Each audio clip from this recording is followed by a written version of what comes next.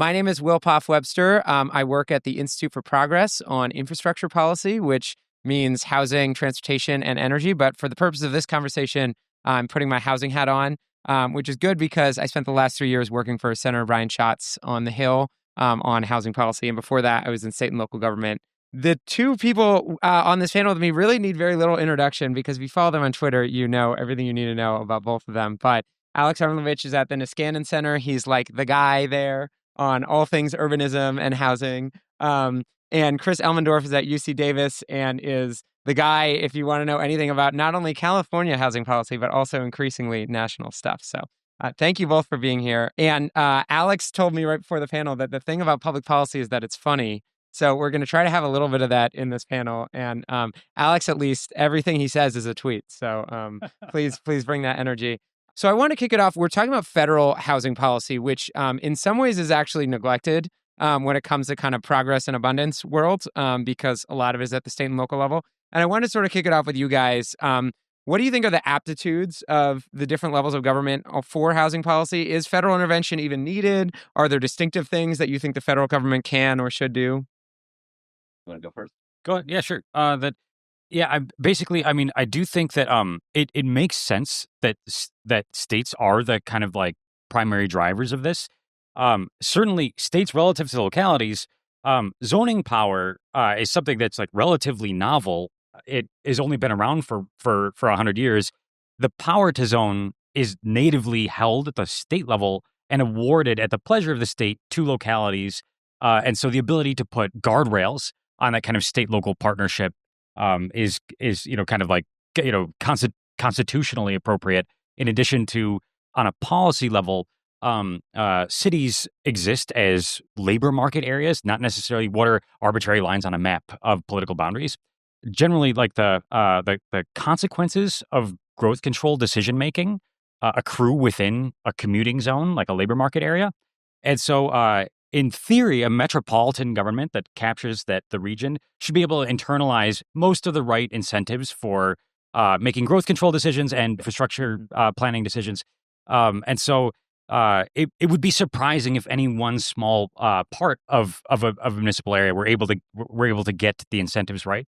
And so it makes sense that there's state oversight of local control in that sense.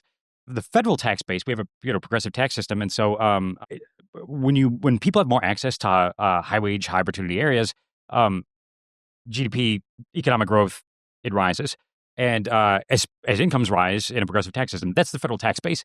And so the federal government is there. States should be able to get a lot of things right, but the federal government can still help.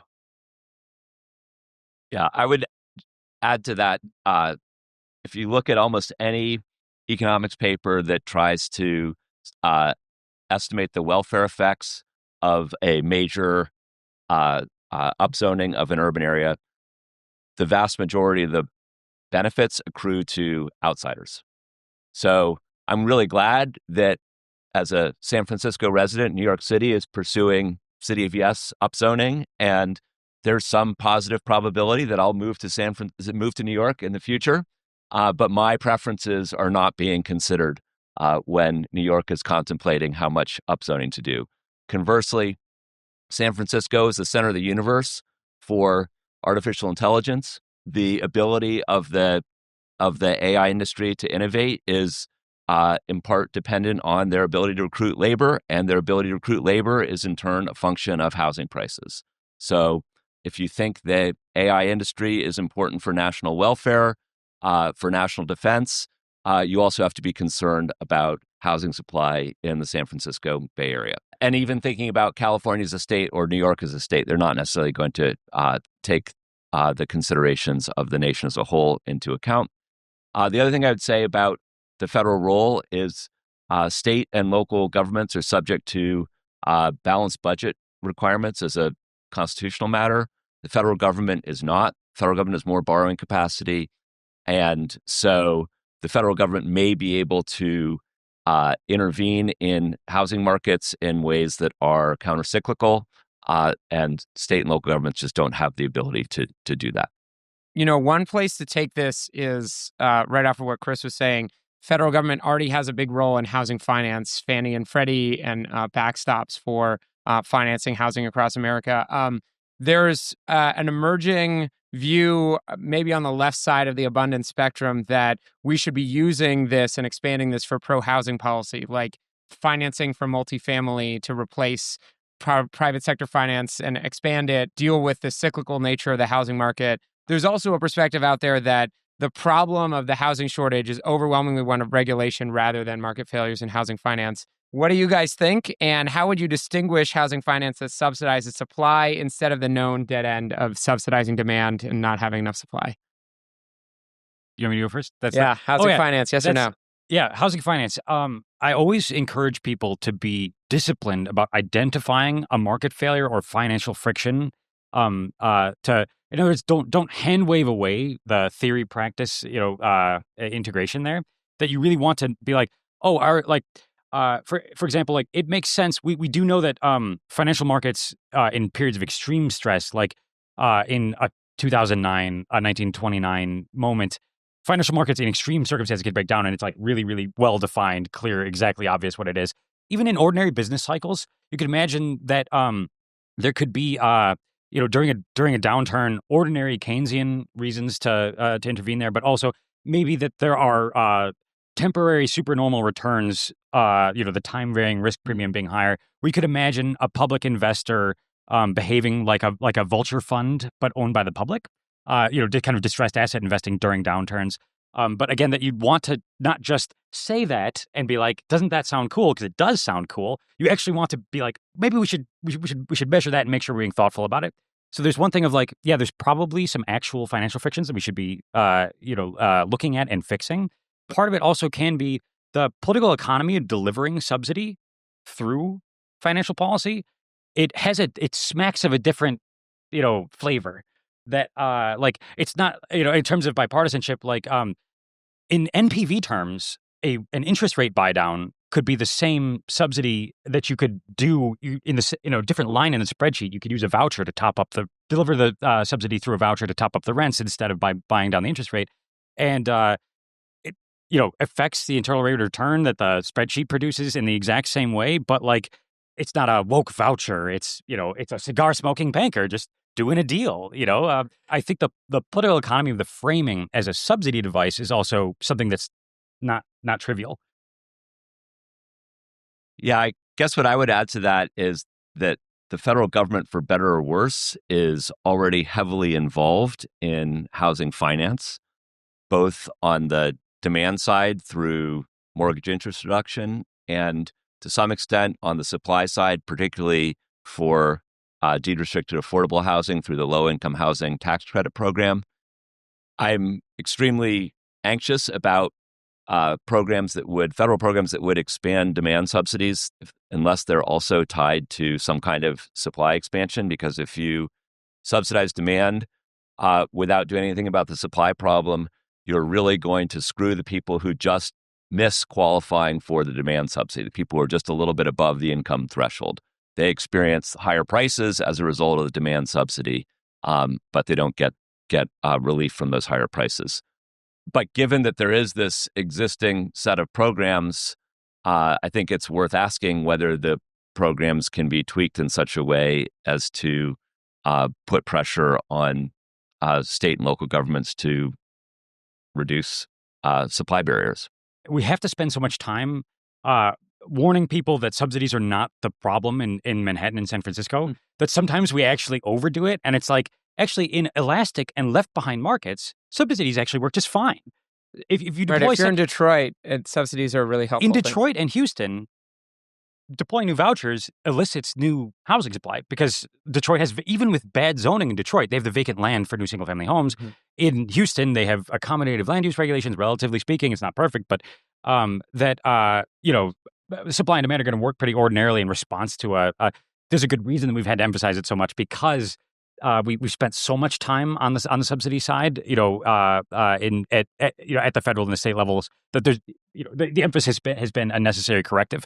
Yeah, I do think that if there are ways to titrate subsidies in a way that make it harder for it to engage in just a mere bidding up of prices, I do think, for example, the Fannie and Freddie, the GSEs, we already have the government-sponsored enterprises that the federal government sponsors to basically control the entire housing market. Exactly. So there are state-owned mortgage insurers like the Federal Housing Administration for FHA multifamily, FHA single family, and then we also have government-sponsored enterprises who, So we've got the state-owned and then government-sponsored, and we already have this system where GSEs intervene and securitize and like are supposed to be reducing financial frictions for mortgages up to a certain conforming loan limit.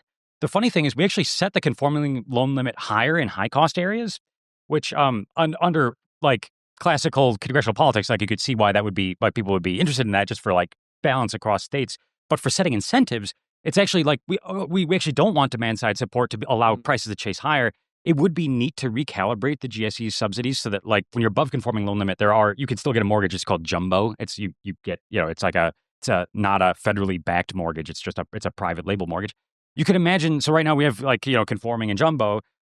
You could imagine making 3 tranches where you have like starter home, where we focus the GSE subsidy, and then have a middle tier where there's not a net subsidy from the GSEs, and then jumbo is still jumbo. That would be a way to basically if demand subsidies are associated, like let's say it's down payment assistance or something, but you restrict them to like only for homes that have a maximum price of $350K or something, then they can't be used for a bidding war. I'll just jump in with one more thought here, which is some of you may have heard Tom Khalil's remarks in this room about an hour ago about using advanced market commitments as opposed to subsidies for credit for projects that may or may not pan out. If one were writing on a clean slate, I think one would want to do a lot of things that are now housing finance subsidies. Instead of doing them as housing finance subsidies, you would do them as advanced market commitments, an agreement to purchase a certain number of units at a certain price. And one of the ironies of the low-income housing tax credit program is that while it is supposed to produce low-income housing, and it does to some extent produce low-income housing, it produces housing that is incredibly costly to build on a per-unit basis. Like LIHTC housing is the true luxury housing if you look at construction cost. So I think one thing that all these comments point out is there's already so much federal involvement in the housing market in a myriad of different ways, and federal housing finance might not even need to grow, but if it could be recalibrated, there may be a lot to do there. So even as states go forward with these big blockbuster reforms like SB 79 that are preempting large swaths of terrible zoning regulations, there's still the opportunity for small tweaks on the federal level to actually make a pretty significant impact across the country. One other thing to mention on housing finance, I think in the abundance/progress studies movement, we sometimes have this challenge where we are focused on regulations that if you were to change them would eventually create abundance, but it's going to take much longer than one electoral cycle to do that. One thing that finance can do is it can move forward that time period where people see the benefits of a regulatory change. So that might be one of the reasons to think about this. Even as we talk about how maybe the federal government's role is these small technocratic tweaks, there was actually a pretty big bill passed recently, the Road to Housing Act, passed through the Senate. It has not yet passed the House, but it is in the National Defense Authorization Act, which is a good sign. Alex, could you tell us a little bit about that bill and what made it in and what you're excited about, what you're worried about? Chris, if you have anything to add. Awesome. Yeah, I really encourage everyone to check out our Statecraft podcast recently, and also cover this in extended form with Economic Innovation Group with Cardiff Garcia. And but as a quick summary, it is a mega bill of all the low hanging fruit ideas that everyone can get to yes on that have been like hanging around for a long time and kind of bottled up. This is the first significant bill to move in basically 20 years. I like to put it into kind of 3 buckets of like direct regulatory relief, incentives, and technical assistance is bucket number 2. And bucket number 3 is like funding and financing reform of like tweaks to the federal mortgage umbrella and federal subsidies. And then I could go into how much more detail would you like? I mean, why don't we leave it there? And then if people have questions about Road, all of us have worked on Road to different extents. And so we can definitely, go ahead, Chris. I'll just add briefly, the thing that I'm most excited about with respect to Road is it's the first federal housing policy and really the first housing policy anywhere at the state or federal level in the YIMBY era where a higher level of government has tried to create financial incentives for a lower level of government to produce housing, rather than trying to regulate the processes or the zoning or the fees or the what have you that is done by the local government. Or in addition, maybe to trying to shift those a little bit, there are at least 3 programs within this new law, assuming it's passed, that will create financial inducements of modest size initially that are tied to housing production. So, I don't know, Alex, do you want to go into more of the details since you were more in the details? But Awesome. Yeah, thanks. Yeah, that's like, in that incentives bucket, we've got the Build More Housing Near Transit Act, which that's the more democratically coded title. You could take the same bill text and call it the End Light Rail Boondoggles Act, and it would be a Republican. But because my office did it, it's more democratically coded. It's actually it is an authentic combination of taxpayer protection and incentives that transit-oriented development. It's because exactly it's just saying that for federal fixed guideway transport funding, you have to allow people to use the infrastructure that the federal government is going to fund. That's just even if you're not in a district, even if for people in Congress who are not in an urban district that's going to do fixed guideway, that there's plenty of Congress people who are not going to build rail systems. But it's still in their interest to not blow federal money on projects that no one's allowed to live near or ride. And so I'm really excited to see, thank you for all your work on that. Thank you. So housing growth near the transit project, not just promises of future housing growth, but actual housing growth leading up to the time of the grant application is now one of the criteria for scoring, or will be if the bill passes, one of the criteria for scoring grant applications. Yeah, exactly. Right now, it is in there. This would raise the importance of the land use scoring. The thing that's really intellectually exciting, even though the dollars are starting out small, but it's a great pilot, is the Build Now Act with Senator Warren and Senator Kennedy. That it would basically take all the high cost jurisdictions that receive community development block grant funding and scrutinize them. You could put in a scrutiny bucket if you have high costs and high rents. High home sale prices and high rents, both. And then your housing supply growth over the recent period is compared to, let's say, I think it's the 5-year period before that. And whoever improves the most is in the carrot bucket, or who, if you grow at least more than 4%, is pretty fast growth, so you automatically go in the carrot bucket. And in the bottom half, you lose 10% of your CDBG funds. And so the winners are paid out of the penalty funds. And this is the interesting thing, on a per unit basis. Chris and I and Adam Ozimek at EIG, we've been talking on Twitter for a long time about wanting to get to this level of permit level and unit level incentives, almost like displacing impact fees. So helping the fiscal side. Yeah, we finally have a new census data source that allows us to do this. So we're exploiting that for the first time. The new address count listings file. It's going to change. It's really important for state law, in addition to federal law, but also for researchers studying actual net completions all the way down to the census block level.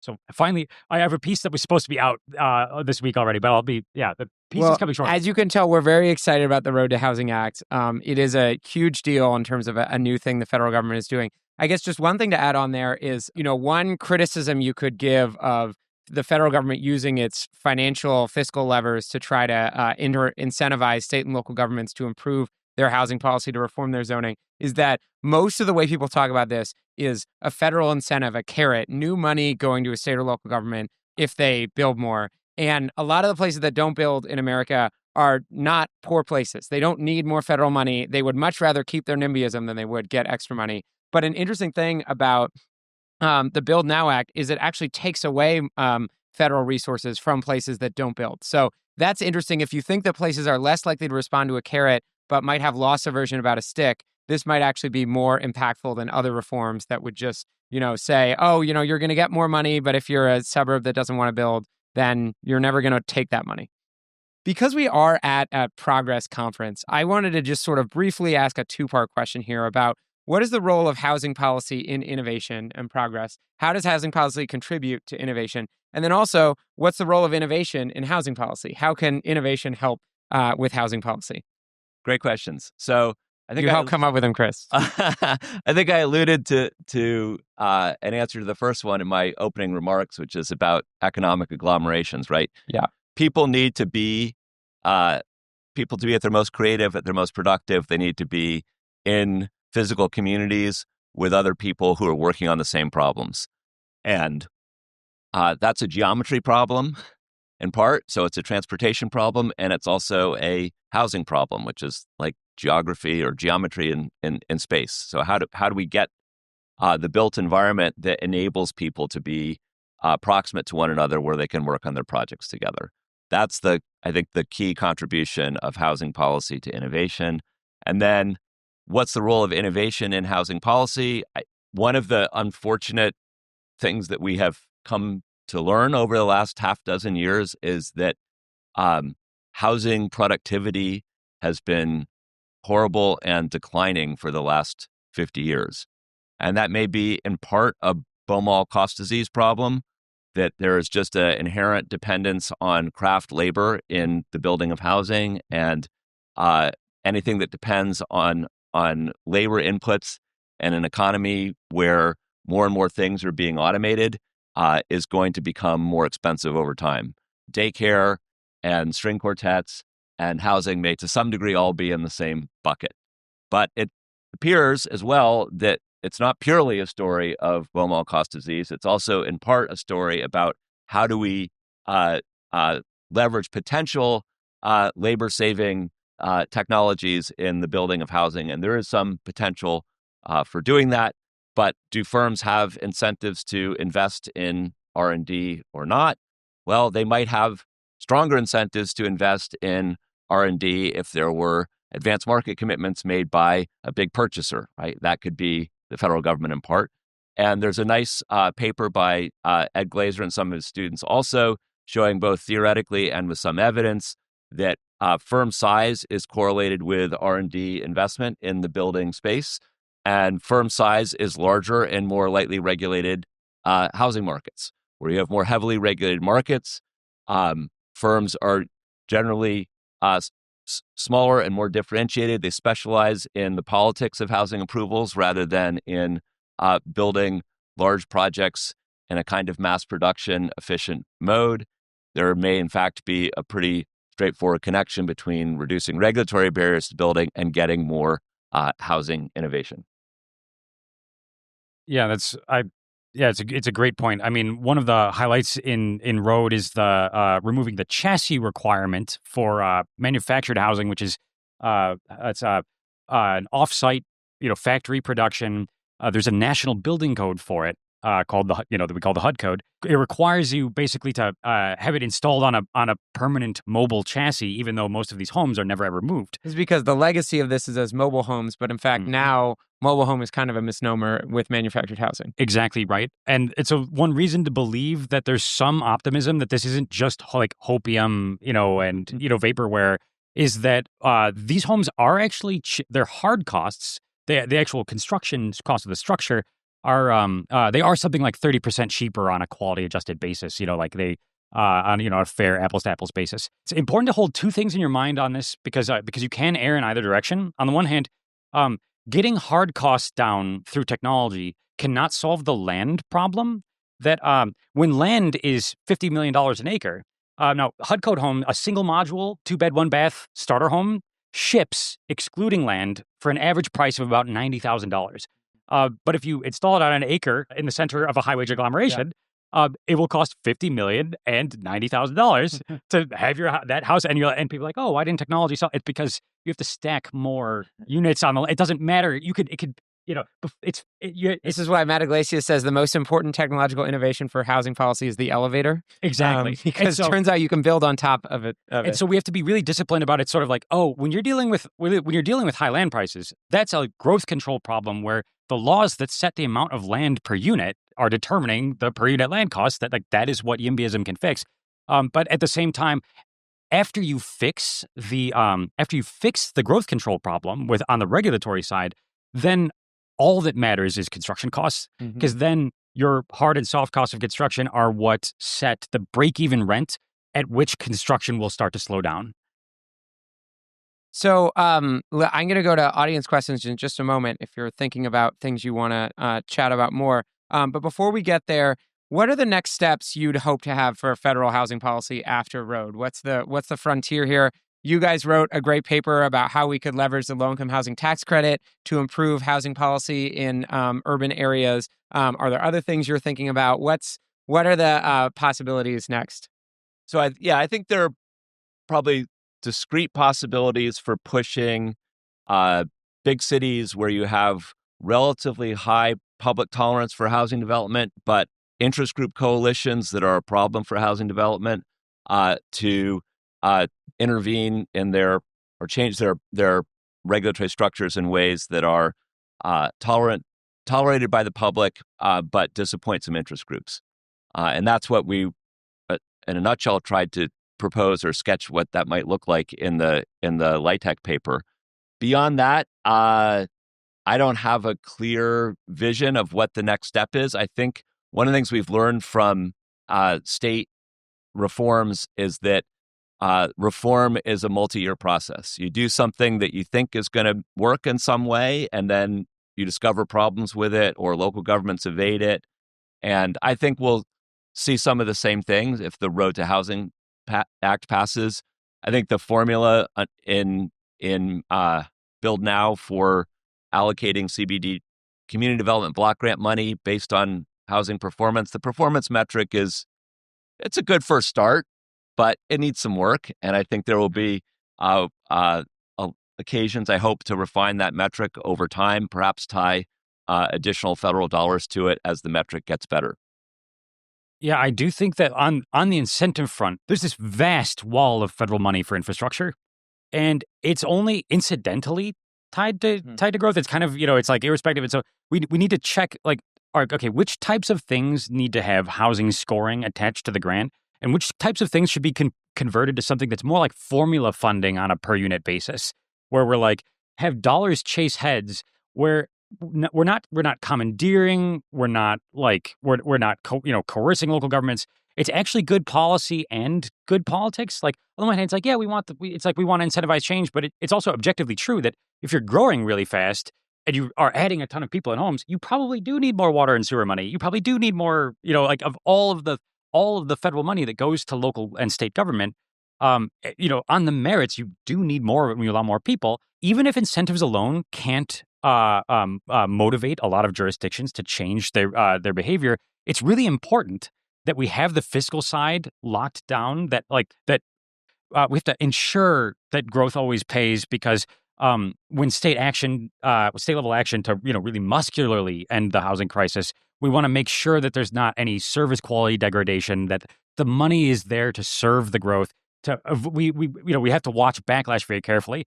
So you can be a huge skeptic of incentives, of how much are people going to respond to the incentives, but still think that the incentives are super important for just like the objective quality of life, but also for backlash concerns. Mm-hmm. Mm-hmm.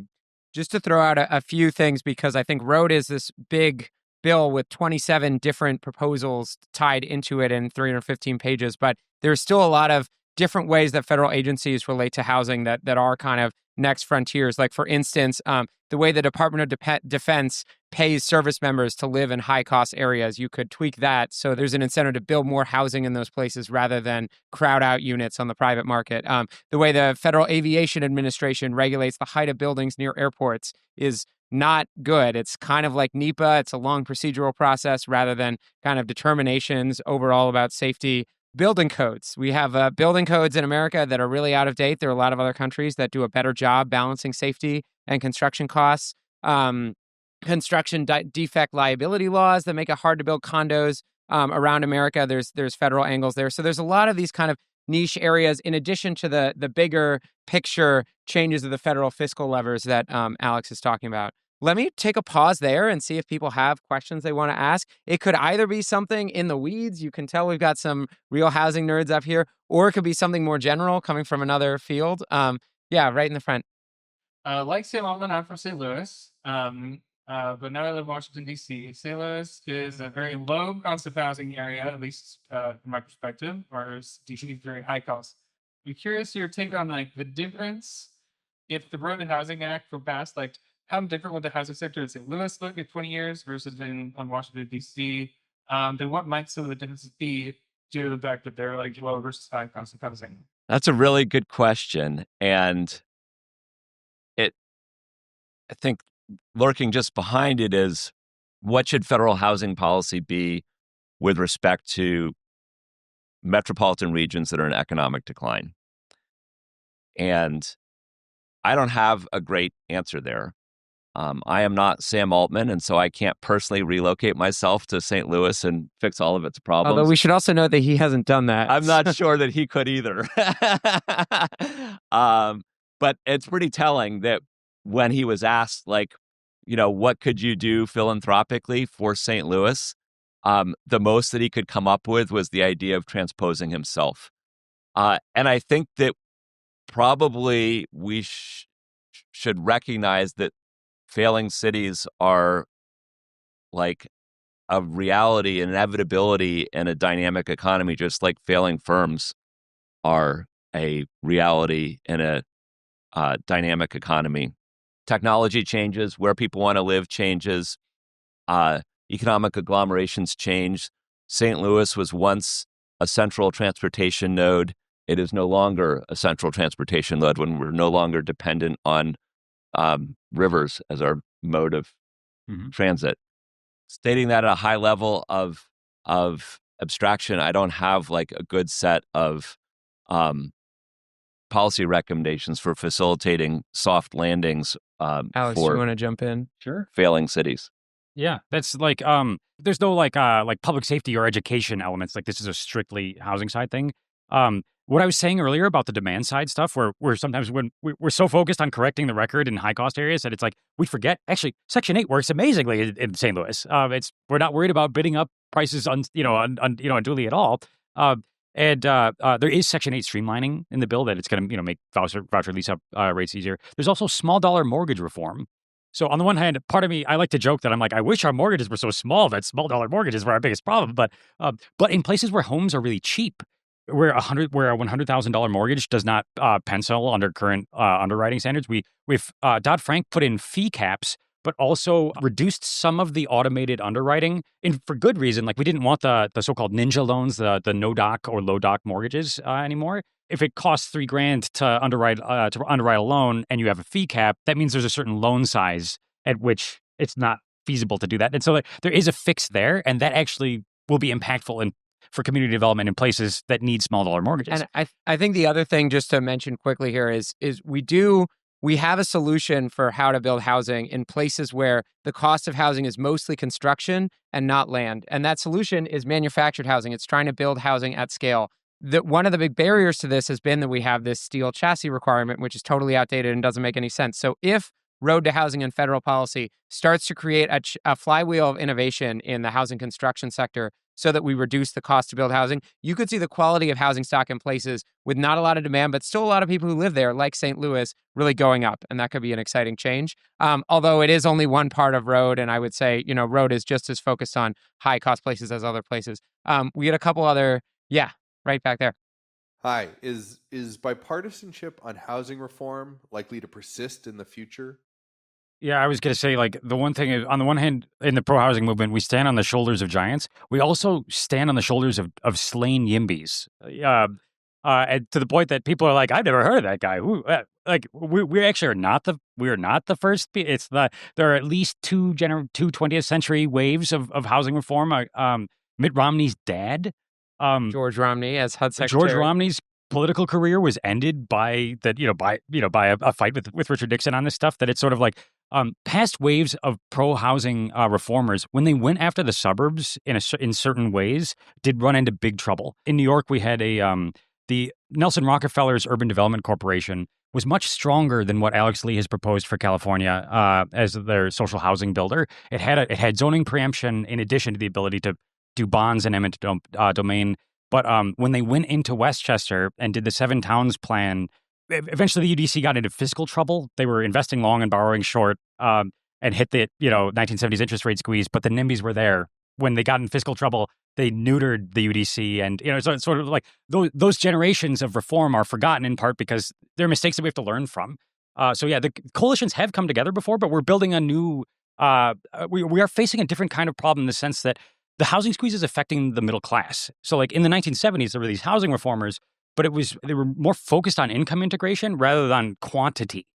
And so we do have we've reached a point where the material pressure on the middle class has gotten so large that every congressperson is hearing in every town hall. And so it's just like that's the part that's novel is like it's just the stakes are so high for everyone now. Quick thought on this is that part of the story of road and part of the story of federal YIMBY policy is this spreading from the 7 superstar cities that have had a zoning problem for decades to encompass most of the country. So most metro areas now have a housing shortage, in part because people are moving from California to Salt Lake City and Montana. And so that's part of what's gotten Republicans interested in the issue. That's part of the reason that Republican states like Florida, Montana, Arizona have pursued YIMBY reforms. And that's kind of nationalized what had previously been more of a coastal movement. Thank Thanks, you so much, everybody. everyone. And we're happy to chat more about this stuff. Thanks again.